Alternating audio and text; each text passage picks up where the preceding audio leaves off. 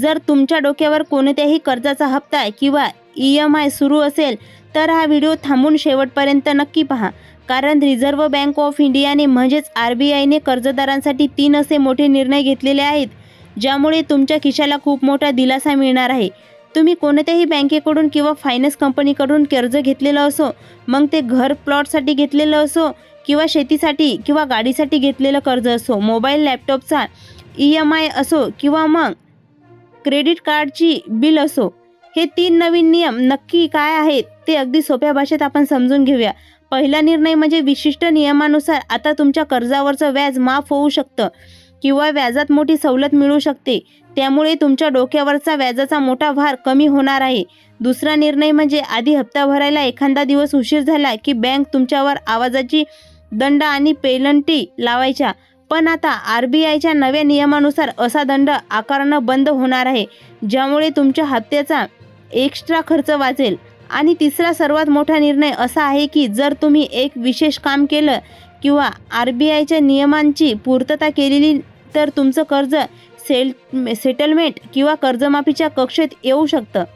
आता हे तिसरं काम नेमकं कोणतं आहे आणि याचा थेट फायदा तुमच्या खात्यावर कसा मिळवायचा हे पाहण्यासाठी तुम्ही जर आता हे काम केलं तर तुमचं सगळं कर्ज माफ होऊ शकतं। होय, ही माहिती थेट सरकारच्या नवीन GR मधून समोर आलेली आहे। कर्जदारांसाठी सरकारने पहिल्याच असा क्रांतिकारी निर्णय घेतलेला आहे ज्यांच्यामुळे सातत्य बँका आणि फायनान्स कंपन्यांना दादागिरीला थेट चाप बसणार आहे। खरं तर हा निर्णय मागच्या महिन्यातच लागू होणार होता, पण थोडा उशीर झाला। अखेर रिझर्व्ह बँकेने आदेश दिल्यानंतर आता त्यांची प्रत्यक्ष अंमलबजावणी सुरू झालेली आहे। त्यामुळे तुम्ही कोणत्याही बँकेचं किंवा फायनान्स कंपनीचं कर्ज घेतलेलं असेल तर ही बातमी तुमच्यासाठी अतिशय महत्त्वाची आहे। आपण नेहमी पाहतो अनेक बँका आणि फायनान्स कंपन्या लोकांकडून कर्जावर भरमसाठ व्याज वसूल करतात। हप्ता भरायला एखादा दिवस उशीर झाला तर आवाजाचे दंड ठोकतात। एवढंच नाही तर दंडावर सुद्धा पुन्हा व्याज लावलं जातं। यामुळे माणूस कितीही हप्ते भरत राहिला तरी त्याचं कर्ज काही संपतच नाही आणि ते वाढतच राहतं। त्याच भर म्हणजे कर्ज वसुली करणे एजंट लोकांना नसो तसा त्रास देतात आणि काही ठिकाणी तर मारहाणीच्या घटनाही समोर आलेल्या आहेत।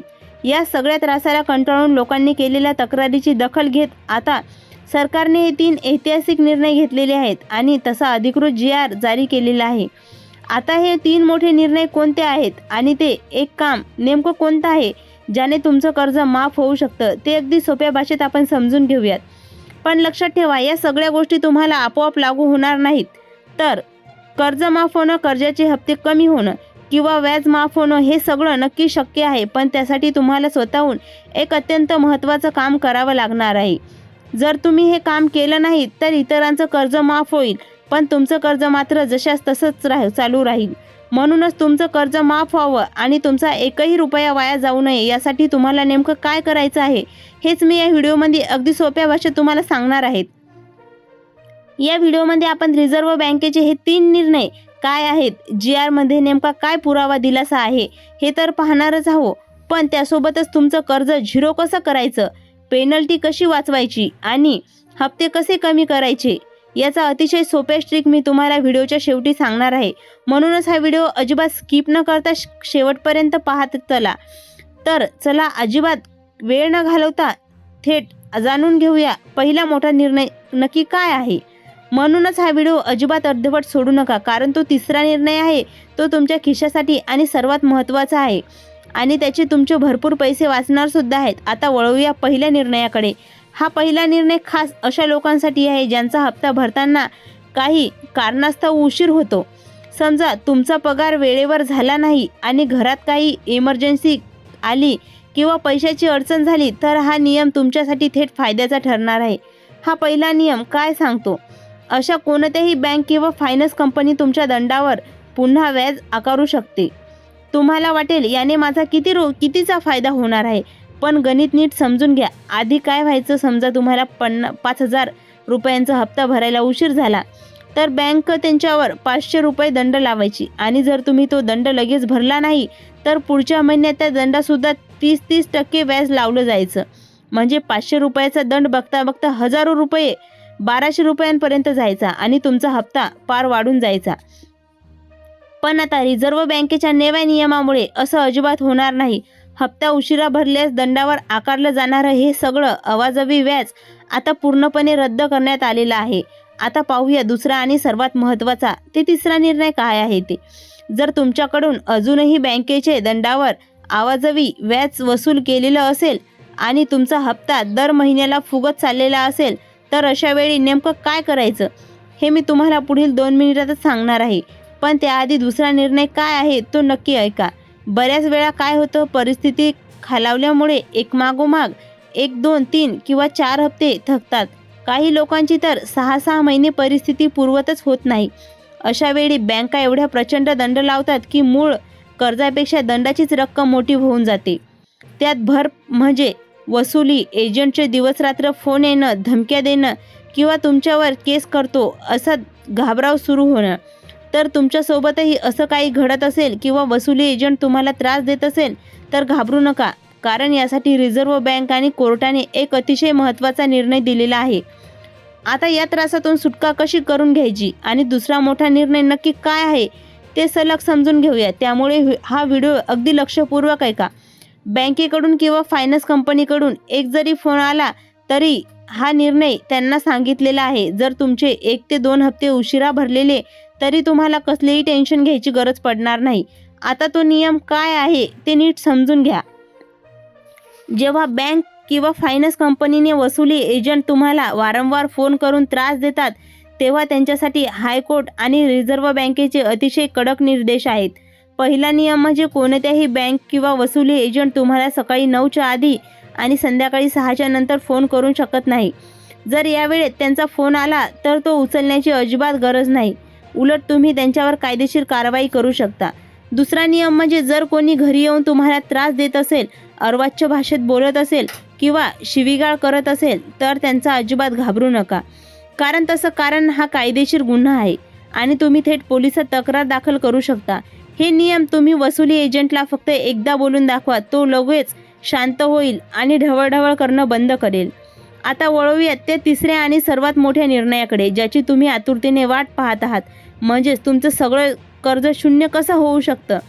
आता आपण पहिले 2 निर्णय तर पाहिले, पण आता वळूयात त्या सर्वात महत्त्वाच्या निर्णयाकडे, म्हणजेच तुमचं कर्ज शून्य कसं होऊ शकतं. पण मित्रांनो, मग ते मोबाईल असो किंवा गाडी असो, घर असो की पर्सनल लोन असो, हे कर्ज माफ कसं करायचं. तर मित्रांनो, यासाठी बँकेची एक खास सिस्टीम आणि प्रक्रिया असते, जिला सोप्या भाषेत राईट ऑफ किंवा कर्ज हिशोबातून बाजूला काढणं असं म्हणतात. आता हे नक्की काय असतं ते नीट समजून घ्या. कधीकधी माणसाची परिस्थिती अचानक हाताबाहेर जाते, नोकरी सुटते, धंदा बसतो किंवा घरात एखादं मोठं आजारपण येतं. अशा वेळी माणूस हप्ते भरणं बंद करतो. जेव्हा तुम्ही सलग 3 महिने 90 दिवस कर्जाचा एकही हप्ता भरत नाही तेव्हा तुमचं बँकेचं खातं NPA म्हणजेच बुडीत खातं म्हणून घोषित करते. आता इथे एक महत्त्वाची गोष्ट लक्षात घ्या. बँकांना सुद्धा शेअर मार्केटमध्ये स्वतःची पत आणि शेअर्सचे भाव टिकवून ठेवायचे असतात. बँक कधीही आपलं खातं जास्त काळ बुडीत दाखवू शकत नाही.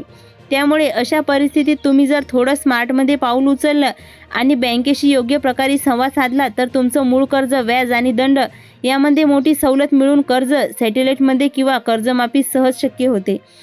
आता हे नक्की कसं करायचं आणि बँक तुमच्याशी कशी तडजोड करते ते पुढे समजून घेऊया.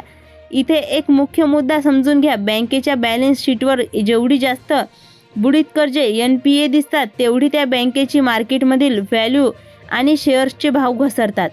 त्यामुळे तुम्ही थेट बँकेत जाऊन वन राईन सेटलमेंट म्हणजेच एकाच वेळी तडजोड करून कर्ज मोडण्याची विनंती करू शकता. जर तुमच्या बँकेला सांगितलं की माझी परिस्थिती बिकट आहे, मी एवढीच रक्कम भरू शकतो, तर बँक तुमच्या कर्जावरचं संपूर्ण व्याज आणि पेनल्टी तर माफ करतेच, पण मूळ रकमेतही प्रचंड सूट देते. उदाहरणार्थ सांगायचं तर तुमचं 2 लाखांचं कर्ज असेल तर बँक 20 ते 30,000 सुद्धा ते कर्ज नील म्हणजेच पूर्ण बंद करायला तयार होते, कारण त्यासाठी अहवाल 0 कर्ज दाखवणं हे तुम्हाला दिलेल्या सवलतीपेक्षा जास्त महत्त्वाचं आहे. आता तुम्ही म्हणाल, याने माझ्या सिबिल स्कोअर खराब होईल ना? तर हो, थोडा काळ सिबिलवर परिणाम होतो, पण भविष्यात एखादं छोटं क्रेडिट कार्ड किंवा FD वर कर्ज घेऊन तुम्ही स्वतःचा तुमचा सिबिल स्कोअर पुन्हा सहज सुधारू शकता.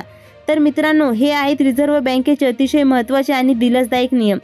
तुम्ही कोणत्या बँकेचे किंवा फायनान्स कंपनीचे कर्ज काढलेले आहे आणि तुम्हाला हप्ते भरताना नेमकी काय अडचण येते हे मला खाली कमेंट करून नक्की सांगा. अशाच महत्त्वाच्या आणि फायदेशीर माहितीसाठी आपल्या OMT इन्फॉर्मेशन टेक चॅनलला आता सबस्क्राईब करा आणि हा व्हिडिओ तुमच्या मित्रमैत्रिणींना नक्की शेअर करा. धन्यवाद.